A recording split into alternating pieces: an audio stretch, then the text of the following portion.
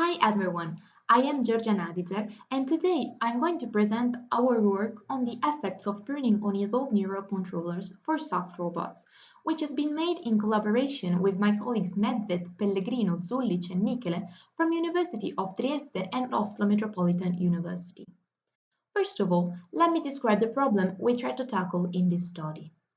When designing robotic agents that need to perform different tasks, engineering their artificial neural networks is in general hard and requires optimization. In particular, we can recur to neuroevolution to perform optimization. We can evolve weights, architecture, or learning rules. In particular, however, regarding architectures, many still opt for fully connected large neural networks that can be considered a safe choice. However, employing large neural networks can be problematic due to redundant connections in terms of power consumption or in terms of wiring in case of physical implementation. So our idea is to solve the problem by making artificial neural networks smaller after the training phase. To do so, we take inspiration from the biological practice of synaptic pruning. It is in fact been observed in biological brains that they go through hyperconnectivity in their developmental stage. Then, up until the mid-20s, exceeding synapses are removed, and in particular, almost half of the synapses are removed while the brain retains its capabilities. It has also been observed that failing to remove exceeding synapses can lead to neurological diseases, and such practice of pruning is fundamental for the learning abilities. So the question we're posing is, can pruning be effectively incorporated in the neuroevolution of controllers, achieving the positive results seen in biology? To do so, we're investigating on voxel-based soft robots, and I'll give you a brief overview in a couple slides. And I also explain a bit about the practice of pruning. Then I will describe the experimental evaluation we perform. And last, I will try to draw some conclusions and pose ideas for possible future works. So voxel-based soft robots are the soft robots we're employing in our study and are aggregates of soft cubes called voxels. Actually, in our simulation, we're using a two-dimensional version of voxel-based soft robots, so the cubes are actually squares. In these two pictures, we can see two examples of voxel-based soft robots, a biped and a worm. The names are chosen because of the shapes of their body. We choose these type of controllers of robots because they have some features that strongly link them to biology, such as being intrinsically modular, having sensors and actuators distributed across the body, and being controlled by the means of a neuroevolved artificial neural network. In addition, these robots could be employed for interesting applications, such as disaster recovery or interaction with human beings, due to their modularity and softness. They have a morphology, that is basically their shape, that is determined by a two-dimensional grid of voxels. Each voxel can contract and expand in order to produce movement, similarly to biological muscles. In our simulator, such voxels are modeled as a spring damper system. The volume of each voxel is determined by two factors: external forces such as neighboring voxels or the ground, and an actuation signal ranging from -1 to 1. In this picture here, we can see that the color of each voxel represents the actuation signal that is being received. The red color, the term is linked to the 1, whereas the green color is linked to -1. Green color corresponds to maximum expansion, whereas red to maximum shrinkage. They also have sensors of different type, such as site sensors that are represented as these red rays here, touch, area, and velocity sensors. Each sensor reading is represented by a semicircle inside of the voxel. In addition, such robots have a controller that processes information received from the sensors in order to produce some meaningful signals to give to the actuators. The number of inputs and outputs are fixed, respectively to the number of sensors and the number of voxels. In our study, we're employing a multi-layer perceptrons controller that has a fixed architecture and is hence defined only by the weights we are optimizing by the means of neuroevolution. Here we have a schematic representation. This is a voxel-based soft robot composed of three voxels, each with two sensors that are connected to the inputs, and here we have the output of the neural network that are connected to the actuators. Now let me give a brief overview on the technique of pruning. Pruning can be defined as a sparsification technique that consists in the removal of some synapses. It can be classified as either structure or unstructured. In particular, structure pruning focuses on the removal of specific structures such as entire neurons, whereas unstructured pruning removes some synapses from the neural network. We can also distinguish between data-driven and data-free pruning, where data-driven needs to be based on experience or on the evaluation on the model of some data. The benefits pruning can introduce are reduced computation costs, especially for structure pruning, as less structures need to be simulated, and as seen in biology, pruning might improve the generalization abilities. In our work, pruning can occur during the lifetime of an agent, so it can be based on the experience, and it's defined by the scope, the criterion, and the rate. In particular, the scope determines which connections are taken into consideration for pruning. Criterion determines which ones to be removed, and the rate determines the percentage of connections that need to be pruned. Pruning in our work consists in setting to zero the synaptic weight. The scopes we are employing are either the entire network, layers, so each layer is pruned separately, and destination neuron, so pruning is applied separately for each destination neuron. The criteria we're employing are always applied in ascending order, in the sense that we're removing smaller values first, and are either data-free or data-driven. As data-free, we're employing the weight criterion that removes first those synapses that show smaller weights. Then we have some data-driven techniques that constitute a sort of learning, and so we speculate that these could be introducing higher adaptability. Such techniques are based on the mean of the signal that is traveling across the synapse, of the mean of the absolute value of the signal, or the variance of the signal.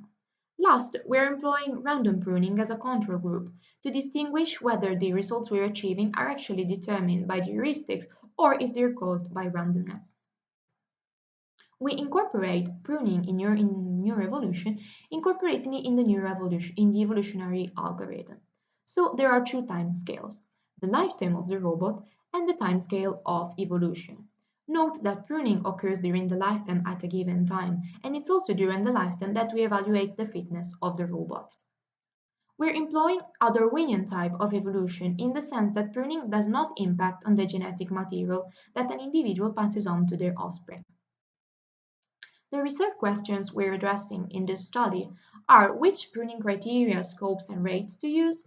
Then we're wondering whether evolved controllers are adversely affected by pruning, and if that depends on the type of pruning and on the size of the neural network. And last, we're investigating the impact of pruning on the adaptability of controllers.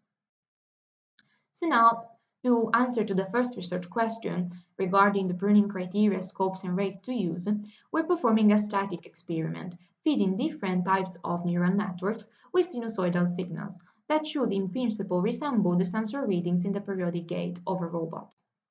We are then comparing the outputs coming from these networks with and without the application of pruning. This matrix of plots shows the result.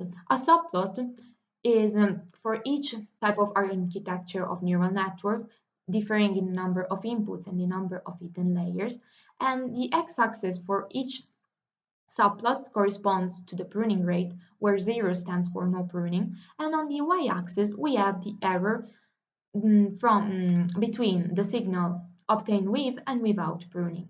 Each color represents a pruning criterion, and line type corresponds to a different pruning scope. What we can notice is that, as expected, higher pruning rate corresponds to higher error. However, the trend strongly depends on the type of criterion we're employing. Namely, weight and absolute signal mean are observed to be in general less detrimental, introducing smaller error.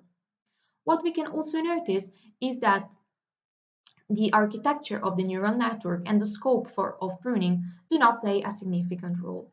So, to answer to the zero research question, we decide to employ weight and absolute signal mean criteria because they are less detrimental, random as control group, and to stick to the entire network as scope. Now, the third research question. Here are the settings. So, we wanted to investigate whether evolved controllers were adversely affected by pruning, and if that depended on the type of pruning and on the size of artificial neural network. To do so, we experimented with two morphology, the biped and the worm we have previously seen, three different network topologies differing in the number of hidden layers, and with the free pruning criteria I mentioned before, together with no pruning that was applied as a baseline. We evolved controllers for the task of locomotion on the hilly terrain we are seeing here, and we are using the velocity as thickness measure. We are using a type of evolutionary strategy for evolution. In this matrix of plots, we have the result. Each subplot on the row corresponds to a different shape, here the biped and the worm, and each column corresponds to a different neural network architecture. On the x-axis, again, we have the pruning rate, where 0 corresponds to no pruning, and on the y-axis, we have the median of velocities of the best individuals at the end of evolution. Again, each color represents a different criterion. What we can immediately notice from these plots is that in general weight and absolute signal mean criteria strongly outperform random, and we can in fact notice that even with a high percentage of pruning, we can still achieve good results. We can also notice that the shape of the robot does not play a significant role, whereas the architecture of the neural network is somehow impactful. In fact, we can see that with 0 hidden layers, the trend is slightly different and there is some sporadic improvement. However, we can also notice that the upper and lower quartiles are quite spread, so it's difficult to actually draw some significant conclusions. So to answer to the first question, we can actually say that pruning is not really detrimental even with a high pruning rate if we're employing the proper heuristics. However, this poses an additional question. We're wondering whether it was actually evolving controllers with pruning that has made them robust to pruning, or maybe if we're applying pruning in a too mild way. To do so, we reassess the best to investigate, so we reassess the best individuals on the same type of terrain they were evolved onto, but this time we're also applying pruning to those that were evolved without it. The results are shown here, where we have an additional line that we didn't have before, the dashed one, that corresponds to the reassessment of controllers that were evolved without pruning with the application of pruning. From here, we can notice that in general the dashed line is below the continuous one. So this indicates that evolved controllers were robust to pruning because they experienced pruning during their evolution. To further confirm so, we have a video comparing an individual evolved with pruning and an individual evolved without pruning, both validated with the application of pruning after 20 seconds. Here, the individuals are still not pruned, and we can see that this one is running quite well, whereas this one is not moving at all. Now, after 20 seconds, we will see that the individuals evolved without pruning stops, basically, whereas this one actually starts to move effectively. So what we can conclude from this observation is that in pruning shaped the evolutionary path so much that it also became detrimental to those individuals evolved without pruning, not with pruning, not to be pruned. Now the second research question. We were wondering what the impact of pruning on the adaptability of controllers was. To do so, we reassessed evolved robots on different terrains, measuring their adaptability by seeing how well they would run on different terrains. The terrains we evolved were of type flat, hilly, steppy, here we can see some small steps, uphill and downhill. In this case, controllers were not altered, so they were re-evaluated in the same condition as during evolution. Namely, if they were evolved with pruning, they were reassessed with the same criteria, rate, and scope. And if they were evolved without pruning, they were obviously reassessed without pruning. Here we have the comparison of the results. This time, on the y-axis, we have the average velocity across all different types of terrains. The results are quite similar to those obtained for the first research question, so we can notice that the weight and absolute signal mean criteria outperform the random one. Also, we can notice that there are no significant difference introduced between biped and worm, as these plots of the first and second row are quite similar to each other. And once again, the architecture with zero hidden layer seemed to be somehow impacted positively by the pruning. Once again, with quite spread quartiles, so it's hard to draw any strong conclusions. So to conclude, what we have explored is the application of pruning during evolution, and we have observed that controllers evolved with pruning achieve comparable results to those evolved without it, and are indeed more robust to pruning than those evolved without pruning. In particular, they are also not significantly less adaptable in after evolution. As possible future work, we could try to investigate the effects of pruning with Lamarckian evolution, the effects of pruning with spiky neural networks that are a more biologically plausible model for neural networks, the effects on distributed controllers, and the interaction between pruning and the regeneration of the controller. So that's it for my presentation. If you have any unanswered question, feel free to drop us an email at this address. And that's it. Thanks.